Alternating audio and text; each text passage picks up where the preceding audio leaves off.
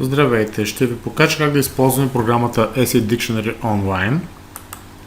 При стартирането, ако получим това предупреждение, означава, че нямаме връзка с интернет, която е абсолютно необходима, за да работи тази програма.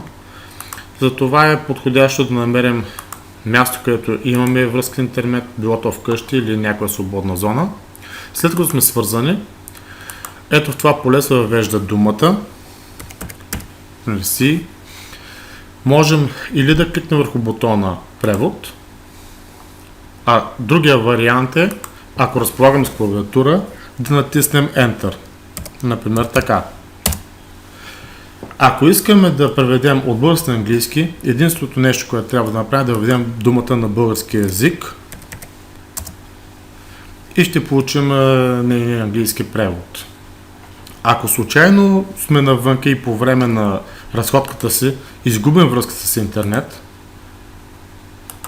за целта аз ще се разкача от моята мрежа, то това, което ще получим, е следното съобщение,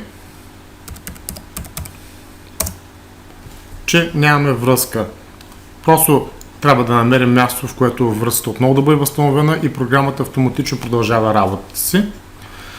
За тази програма искам изключително много да благодаря на Стефан Ангелов, който се съгласи да използвам логото и името на оригиналната програма Essay Dictionary. Пожелавам ви приятно използване!